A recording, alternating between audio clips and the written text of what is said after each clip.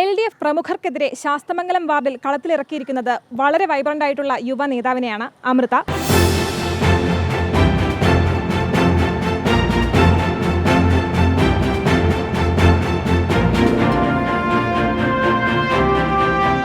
തെരഞ്ഞെടുപ്പ് പ്രവർത്തനങ്ങളൊക്കെ എങ്ങനെ പോകും?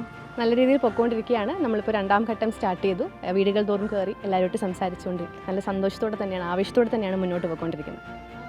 ടെക്കിയാണ്, വിദ്യാർത്ഥി പ്രസ്ഥാനങ്ങളിലൂടെ വളർന്നു വന്ന നേതാവാണ്. എന്ത് തോന്നുന്നു? എന്തെല്ലാം വികസന പ്രവർത്തനങ്ങളായിരിക്കും ജയിച്ചു കഴിഞ്ഞാൽ ഇവിടെ കൊണ്ടുവരിക? ആദ്യമായി തന്നെ ഒരുപാട് സന്തോഷത്തോടെ തന്നെയാണ് ഞാൻ മുന്നോട്ട് വന്നത്. ജനപ്രതിനിധി എന്ന് പറയുമ്പോൾ ഒരുപാട് സന്തോഷത്തോടെ തന്നെയാണ് നിൽക്കുന്നത്. വികസന നേട്ടങ്ങൾ എന്ന് പറയുമ്പോൾ തന്നെ ഒരുപാട് മുൻ LDF കൗൺസിലർമാർ നമ്മുടെ ശാസ്തമംഗലത്ത് ഒരുപാട് വികസനങ്ങൾ കൊണ്ടുവന്നിട്ടുണ്ട്. അതിൻ്റെ മുന്നോട്ടുള്ള പ്രവർത്തനം തീർച്ചയായും ഉണ്ടാകും. അതോടൊപ്പം പുതിയ ആശയങ്ങളുമായി ഞാൻ മുന്നോട്ട് വരുന്നതായിരിക്കും.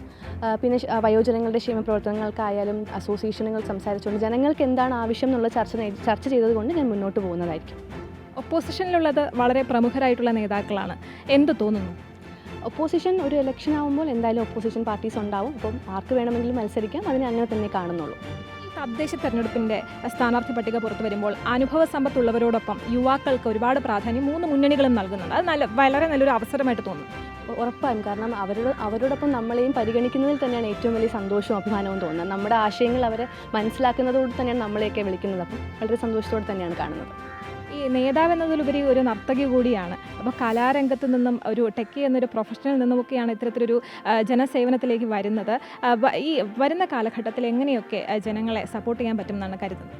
ഞാൻ പറഞ്ഞതുപോലെ തന്നെ ഞാൻ കുട്ടിക്കാലം മുതലേ ബാലസംഘത്തിലൂടെയായിരുന്നു. അപ്പോഴും എൻ്റെ പഠനവും എൻ്റെ കലയും എല്ലാം മുന്നോട്ടുണ്ടായിരുന്നു. കോളേജ് കാലഘട്ടങ്ങളിൽ എസ്എഫ്ഐയുടെ ജനറൽ സെക്രട്ടറി ആയിരുന്നു. അപ്പോഴും കലോത്സവ വേദികളിലൊക്കെ സജീവമായിരുന്നു.